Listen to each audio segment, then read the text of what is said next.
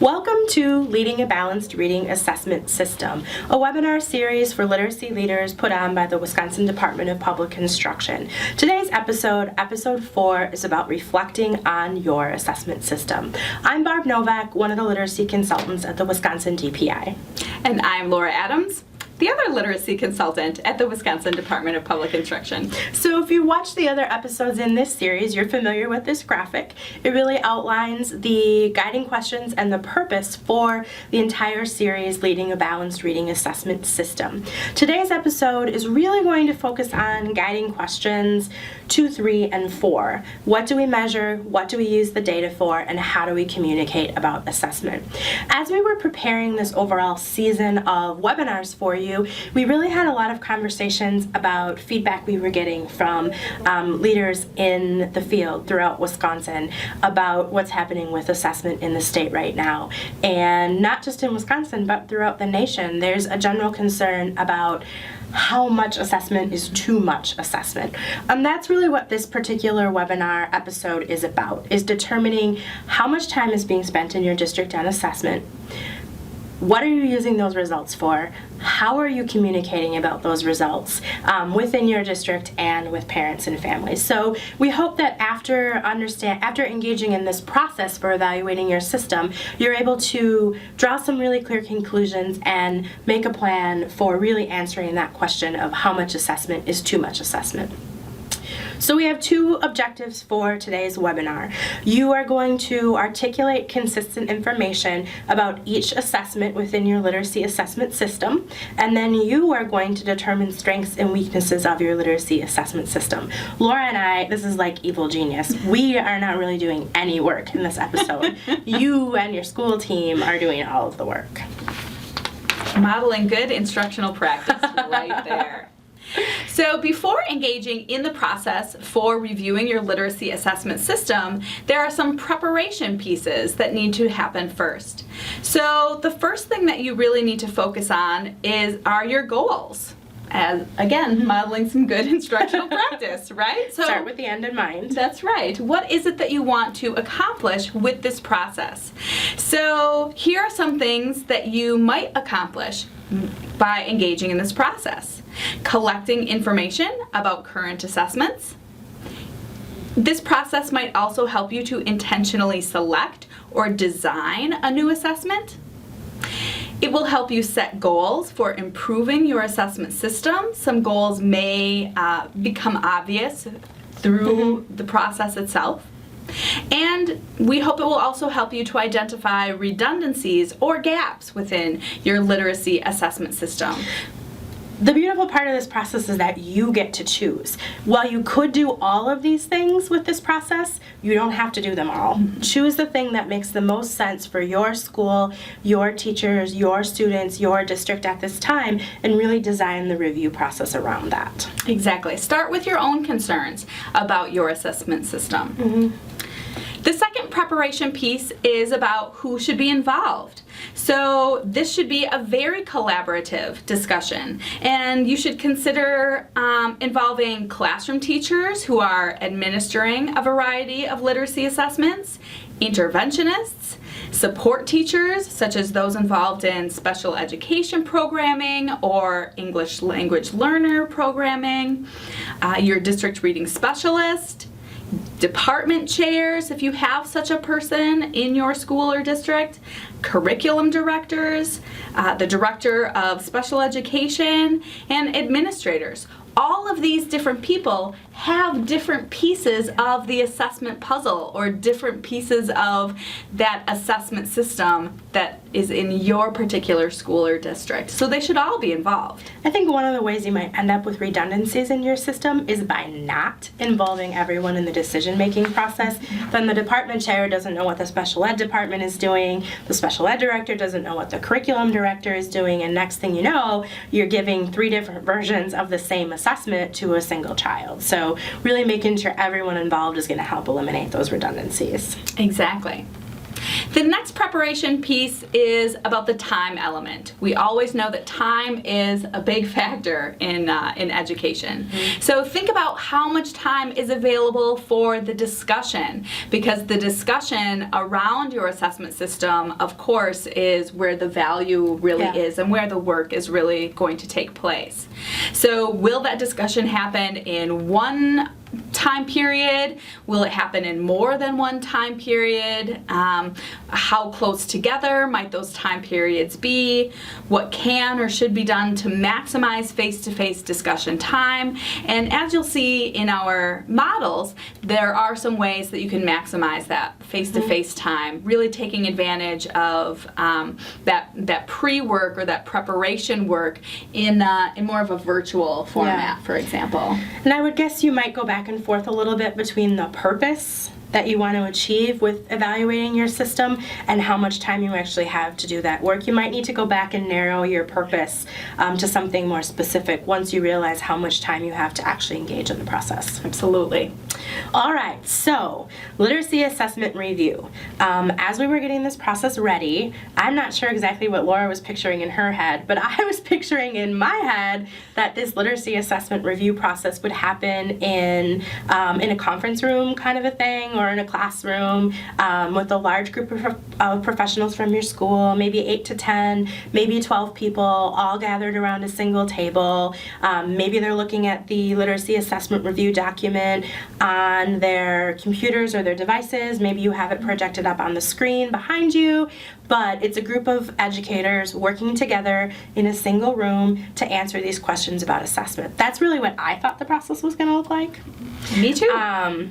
Maybe with some elements of it that you could also do virtually. Yeah. So the first step, once you get everybody together in the room together, it's to articulate the purpose of the review. Start by helping everyone understand exactly why they're in the room. Maybe draw some boundaries around the conversation, saying things like, today we're here to talk about how we communicate around assessments. We're not here today to talk about validity and reliability of assessments. So you get to decide what you want the boundaries on that conversation to be. But we recommend that that's how you begin your conversation, is by really laying out the purpose of the review.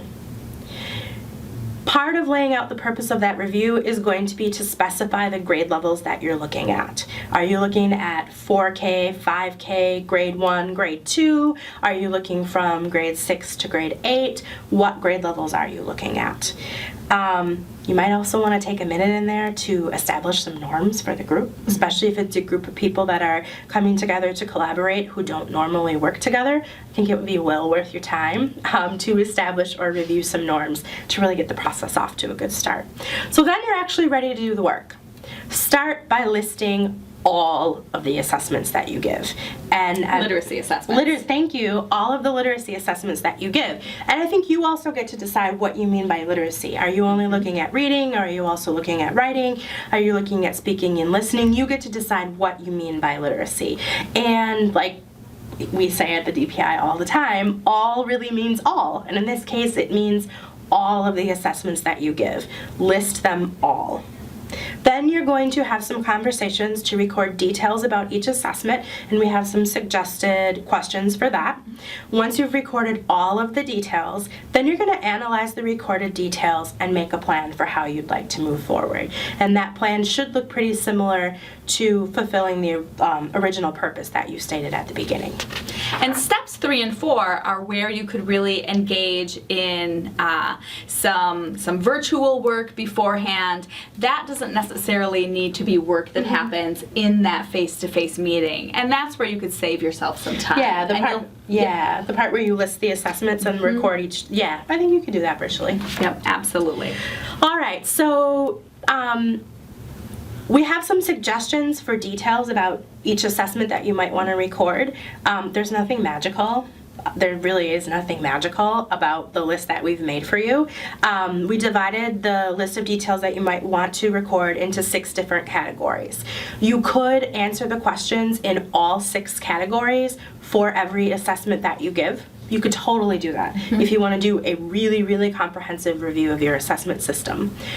However, you might want to think about what your general concerns are with your assessment system, determine your purpose, and then choose an entry point. So if one of your concerns is that you are worried about how you communicate about assessment within your district, how you communicate between educators, between departments, between buildings, but then also with families and students, you might want to choose the communication questions as your entry point into evaluating your balanced assessment system. If you are concerned with how much time you're spending on assessment, you might want to start with the questions related to constructs and format. If you're concerned about whether your balanced assessment system is truly measuring the Common Core state standards for English language arts or your district's Common Core state standards for your district's standards for English language arts, you might want to enter in the content questions. So think about what your challenges are, set your purpose, and then use that to determine where you'd like to really engage in this review process. So we've prepared a document for you that lists the 6 areas, and it includes questions to talk about, questions to discuss in each of the 6 areas. You can access it as a Google Doc. You can resave it as your own Google Doc so that you're able to type in it in the privacy of your own district without everyone in the state seeing what you're doing, because it's a shared document.